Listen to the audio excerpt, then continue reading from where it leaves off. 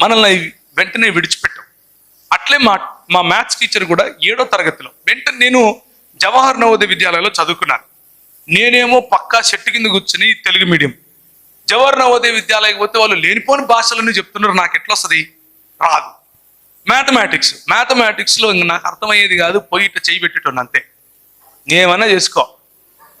ఎప్పుడన్నా కొట్టారని ఇట్లా పెట్టి, అంటే మీరు మీ స్కూళ్ళల్లో ఇప్పుడు అలా కొట్టరేమో. మేము చిన్నప్పుడు ఏమైందంటే ఇట్లా పెట్టి, ఇప్పుడు కూడా కొడుతున్నారా, సలాం అలైకుం అని చెప్పండి మీ సార్,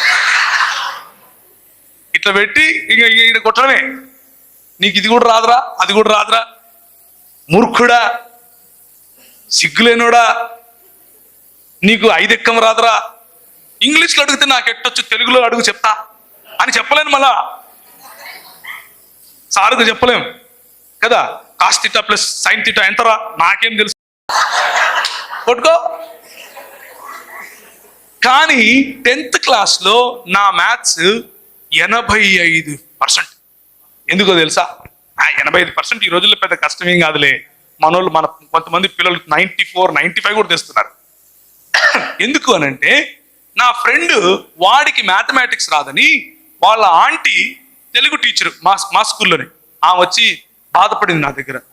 ఏందోరా ప్రవీణ్, వీడికి రాజేష్ గారికి ఎన్నిసార్లు చెప్పినాను, వాడికి మ్యాథ్సే రావడంలే, నువ్వు బాగానే చేస్తావు కదా, కొంచెం హెల్ప్ చేయవాడికి అనింది.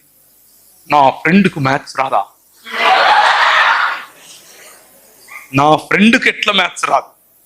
మొన్నటి వరకు మూర్ఖుడా, 5 ఎక్కం రానోడా అని తిడుతున్నా కానీ ఒళ్ళప్పగించి నిలబడిన నేను నా ఫ్రెండ్ కోసం కొండలు పిండి చేస్తాను అని ఇంకా కూర్చొని మ్యాథ్స్ మొదలు పెట్టాను.